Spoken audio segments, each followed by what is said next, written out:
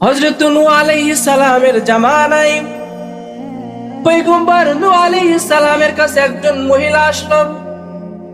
আসার পর জিজ্ঞাসা করলেন, হে পয়গম্বর, আমার সন্তানগুলো অকাল মৃত্যু হয়ে যাচ্ছে, দ্রুত তারা দুনিয়া থেকে চলে যাচ্ছে।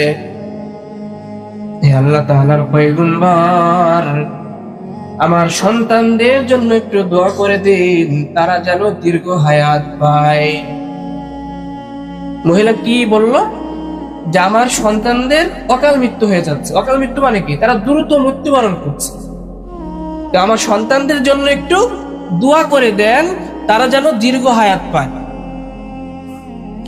পয়গম্বর নূহ আলাইহিস সালাতু ওয়াস সালাম তখন ওই মহিলাকে জিজ্ঞাসা করলো যে আপনার সন্তানেরা কে কেমন বয়সে দুনিয়া থেকে চলে গেছে?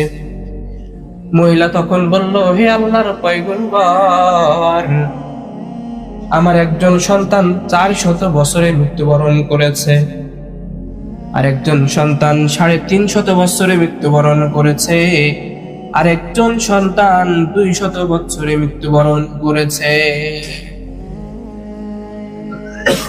400 বছর হায়াত পেল, এটা হলো অকাল মৃত্যু।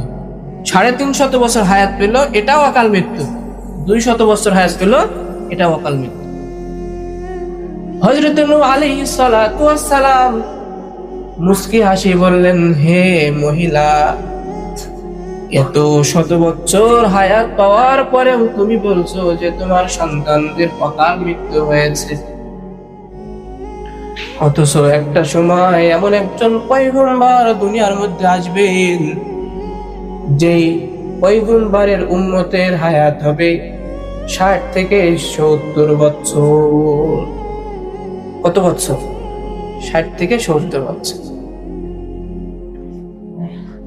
মহিলা অবাক হয়ে গেলেন, হে আল্লাহর পয়গম্বর, এই 60 থেকে 70 বছর হায়াত পেয়ে তারা কি করবে?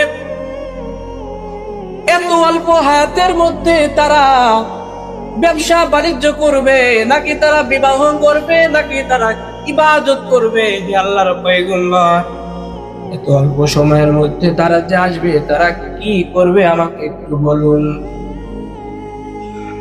পয়গম্বর নূহ আলাইহিস সালাতু ওয়াস সালাম তখন ওই মহিলাকে বলল, তারা ব্যবসা বাণিজ্য করবে, তারা বিবাহ শাদী করবে, দুনিয়ার মধ্যে অনেক লালসার মধ্যেও তারা পড়ে যাবে।